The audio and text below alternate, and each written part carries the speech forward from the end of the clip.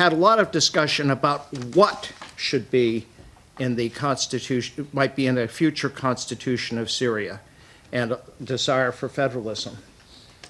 And there is, in my view, only one way that the minorities of Syria, the secular population of Syria, will ensure the result they want, which is through an elected constitutional assembly, just like what happened in Iraq, and in fact is the normal way in which constitutions are written. They are not imposed by a dictator. They are not negotiated between a dictator and some elements, a parliament that he himself appoints. It is an elected constitutional assembly. Now, what will happen if you have an elected constitutional assembly in Syria? It's simply mathematics. 35 to 40% of Syria's population is minorities. That is to say, Kurds, Alawites, Druze, and Christians. Right there, if you have an elected assembly, there is a significant constituency that is going to want a federal system. I know we use the word decentralized, but the correct word is federal. The second point is, of the 60% that are Sunnis, a large number of Sunni Syrians are secular. They do not want Islamist state.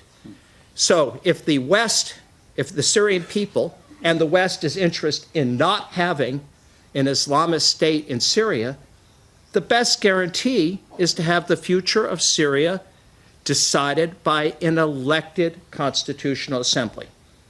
What happens if you don't have an agreement? And that's very simple.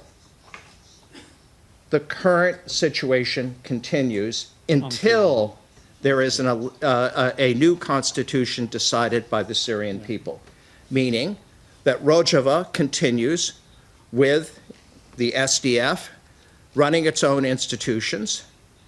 The same thing with Sweda. There may have to be some bargaining on practical issues, as there has been, for example, about recognizing the degrees granted by the University of Rojava, degrees, practical issues about property, marriage, these kinds of questions. But the existing situation remains until there is a new agreement. The key to the success of the Iraqi Kurds in the constitutional negotiations in Iraq in 2005 is that they were so well prepared.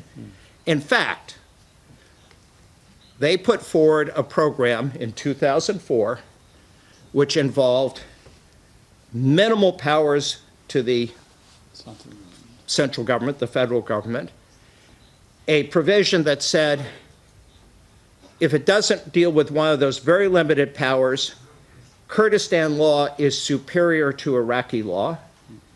It included the right of the Kurdistan parliament to amend and cancel any Iraqi law within the Kurdistan region, and, of course, to maintain their own institutions, president, parliament, but also to have their own, to have their own regional guards, meaning that they had their own military force.